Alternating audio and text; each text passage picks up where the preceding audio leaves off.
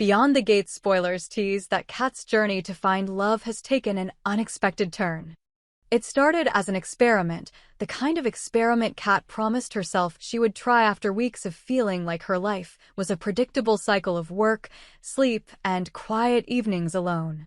She'd spent too many nights convincing herself she was content, scrolling through endless streaming options, sipping wine in her apartment while the city hummed outside her window. Somewhere in that monotony, a restlessness had taken root. She told herself she needed to get out more, try something different, shake off the dust of routine before it settled too deeply into her bones. So when Tomas suggested a night of dancing, she didn't stop to think about her usual reasons. She said yes immediately, almost surprised at how quickly the words had come out. Dance nights were notoriously loud, raucous, and exciting, and Tomas had turned it into a mini-adventure, the kind that would leave you feeling upbeat the next day. They looked like they belonged on the cover of a lifestyle magazine. Tomas wore a tailored charcoal suit that seemed designed to absorb the dim lighting of the club while still making him glow. Kat's crimson dress was studded with sequins, catching and scattering the light as she moved. The effect was enough to draw everyone's attention as they walked in, though Kat tried not to let herself notice. For a brief moment, she imagined them as one of those perfect couples, easy, in sync, the kind that others secretly envy. The room was buzzing with energy. Salsa beats blared from the speakers and bounced off the polished wood floors, getting everyone moving. Couples spun and swayed, their bodies bending and swaying in perfect dialogue. Warmth and laughter mingled in the air, each beat of the music bringing a new crescendo, a new connection. They stepped onto the dance floor, and almost immediately, the illusion was shattered. Kat's heels got tangled. Tomas's strings were pulled when they should have led. He moved too soon, she returned too late. They stumbled into each other's rhythms like out-of-sync gears. A sharp voice cut through the instructor's music, and Tomas, confused, stepped back to let him take over. The transformation was astonishing. Under the instructor's hand, Kat's body seemed to remember something it had never been taught. Her hips relaxed, her feet found rhythm, her shoulders swiveled with an ease that drew eyes from every corner of the room. She didn't have to think about the steps. Her body responded to the music as if they were old friends. Tomas watched from the edge of the dance floor, torn between admiration and the dull ache of being replaced. When he returned for the next round, he moved differently, more relaxed, less concerned with precision. Kat slowed to meet him, guiding gently where he faltered, laughing when their rhythms diverged just enough to keep things interesting. By the end of the song, the initial awkwardness had melted into something warm, almost intimate. They left the dance floor, flushed and smiling, the night's missteps rebranded as harmless seduction. Back at Kat's apartment, the conversation turned to touch. Tomas kissed her with the confidence of someone sure the night had led her here all along. His hands trailed familiar paths, a smile lingering in the silence. For him, the moment was explosive, the beginning of something worth building on. He left that night with plans for the next time, already envisioning what they could be. But Kat's mind was elsewhere. Lying beside him, she felt not excitement, but an uneasy emptiness. It wasn't that Tomas was lacking, was handsome, attentive, genuinely funny, but the essential charm, the seriousness she'd told herself would grow with time, wasn't there. And as the silence settled, the truth finally dawned on her, patient and inescapable. She wasn't attracted to men. It landed like a paradox, both freeing and terrifying. Freeing because it gave shape to something she'd felt her whole life, but had never named. Terrifying because of what it would change, what it would dismantle, and who it might hurt. As Tomas spoke, his voice blurred into the background. She wasn't replaying their dance together, she was replaying the glance across the crowded club with the woman in the low-backed black dress, the one whose smile had caught her breath. She wasn't remembering the kiss in the bathroom mirror, she was remembering the brush of the assistant instructor's arm against hers, the way it had sent a shiver down her spine entirely separate from the music's heat. She knew she would have to tell him. But first, she had to tell herself, without denial or deflection, and stand in that truth until it stopped feeling like a confession and started feeling like a fact. In the days that followed, Kat drifted through work and errands with a heightened awareness. She noticed the curve of a woman's wrist as she reached for her latte at the cafe, the scent of someone's perfume trailing down the street, the way her eyes lingered on certain faces in a way that had nothing to do with friendship. She began re-examining her past, the girl crushes she'd brushed off in school, the way certain movie scenes had made her restless without her understanding why. The signs had been there all along. Tomas's texts came steadily, small jokes, dinner invitations, light-hearted check-ins. She answered, but with a careful warmth, always staring around anything that might deepen the connection he clearly wanted. She told herself she was just waiting for the right time to talk, but each day the distance between her intention and her action grew wider. When they finally met for coffee, Kat promised herself she'd do it then. But seeing him there, smiling the way he did when she approached, made the words dissolve on her tongue. She sipped her drink, nodded at his stories, all the while feeling the truth coil tighter in her chest. Then fate intervened. 2 days later, in the aisle of a downtown bookstore, she saw the woman from the salsa club again. Mara. She was flipping through a photography book, curls framing her face, and when she looked up, recognition lit her expression. They talked, first about the club, then about books, then about anything and everything that wasn't small talk. There was a rhythm between them, an ease that didn't require effort or pretense. At one point, Mara smiled in a way that felt like an invitation, though Kat wasn't yet brave enough to answer it. Walking home, Kat knew the gap between her and Tomas was no longer bridgeable. She began to dodge his invitations more frequently, blaming deadlines or exhaustion. At first, he accepted it, but over time, the pauses in his messages grew longer, his tone edged with quiet frustration. He knew something had shifted. The person Kat turned to first was Chelsea, her oldest friend. Over tea at Chelsea's apartment, Kat let the truth slip out in fragments. At first, she framed it as confusion, as a phase she might be imagining, but Chelsea's steady, non-judgmental gaze seemed to strip away the need for hedging. By the end of the conversation, the words were bare and clear. Chelsea didn't flinch. She told Kat she was proud of her for saying it out loud, that this didn't change who she was, only how she could choose to live.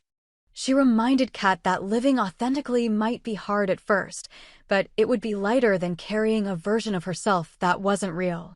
That night, Kat lay in bed feeling a fragile sense of relief, the kind that comes when you finally exhale after holding your breath for too long. She wasn't ready for everyone to know, but she could feel the first threads of joy at simply existing as herself. Somewhere out there, she believed, was the kind of love she had been waiting for without knowing it, and she was ready to start looking for it.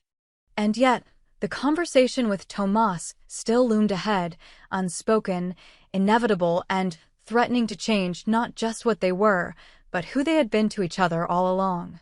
Tomas sensed the change before Kat ever said a word. The unanswered texts, the polite but distant replies, the way her laughter no longer rose easily when they spoke, it was all there, tucked into the spaces between what she did and didn't say. He told himself it was stress, that maybe she was working too much, that they had simply lost momentum after the high of the salsa night. But deep down, a heavier truth waited, one he wasn't ready to face. Kat, meanwhile, moved with a kind of quiet determination. The talk with Chelsea had given her a sliver of courage, enough to stop shrinking from the truth even if she still hadn't voiced it to Tomas. She threw herself into small acts of self-rediscover, changing her usual cafe for a new one across town, joining a weekend pottery class and wandering the bookstore more often, hoping without quite admitting it that she might see Mara again. Mara did appear, not in the bookstore this time, but at a small art gallery opening. The room smelled faintly of paint and old wood, and the crowd was thin enough that their eyes found each other almost immediately. Mara smiled with the same easy warmth, but there was something different in her gaze now, something curious, as though she sensed Kat was standing at the edge of a threshold she hadn't yet crossed. They walked the gallery together, talking about the pieces in front of them, but also about late-night playlists, city streets that felt like home, and the kind of moments that stay in your memory for no reason you can explain.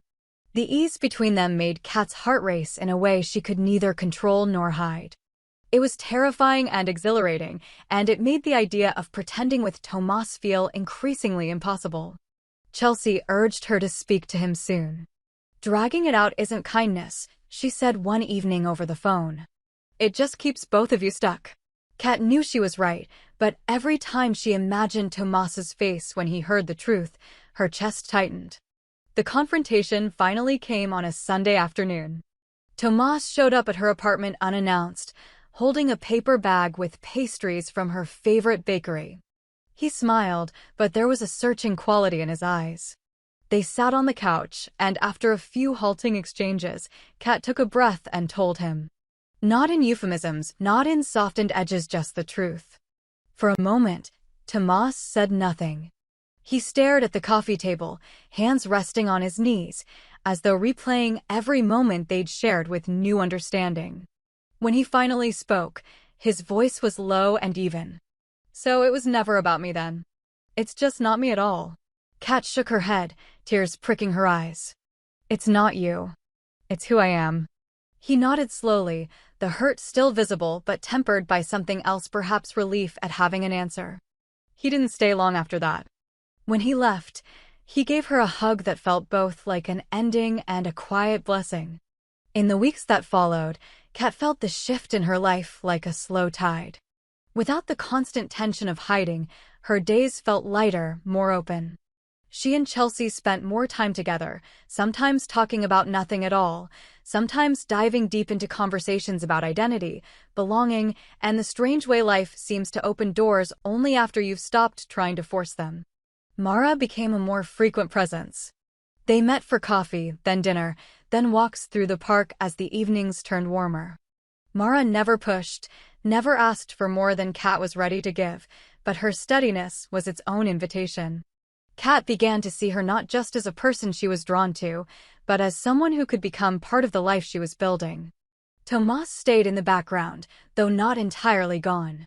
There were brief text exchanges, a holiday greeting, a comment about a new salsa night he thought she'd enjoy.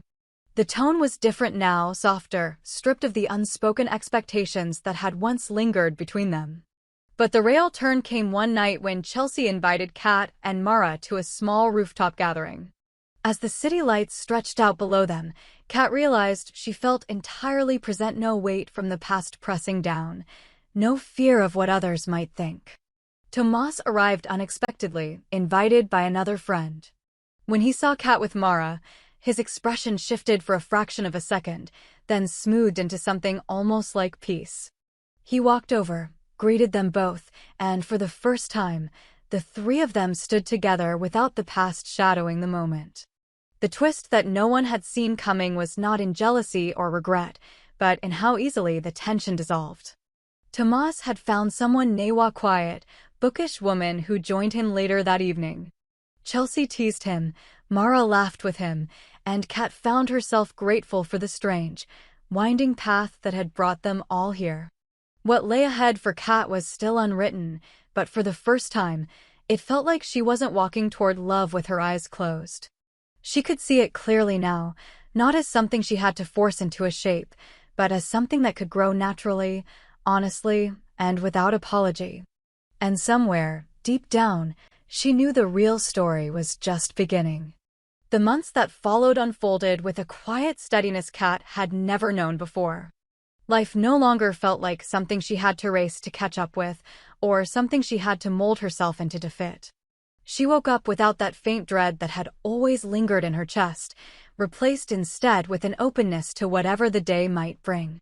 Some mornings were ordinary coffee, emails, errands, but even those felt lighter, as if every choice was finally her own. Mara's presence had settled into her life, like a melody she'd been humming before she knew the words. They didn't rush anything. Dates bled into long conversations, and long conversations sometimes ended in comfortable silences where no one needed to fill the air. Mara had a way of looking at her that made Kat feel both seen and safe, and it became harder and harder to imagine days without her. Chelsea remained her steady confidant, always ready with a sharp observation or a gentle nudge when Kat's fears threatened to creep back in. She was also the first to notice that Kat's laugh had changed, and it came quicker, freer, as if she had stopped filtering it through the need to please anyone. Tomas, unexpectedly, became part of that new balance. They didn't seek each other out, but when they crossed paths at mutual friends' gatherings, the air between them was easy. He had moved on with someone who seemed to ground him in a way Kat never could.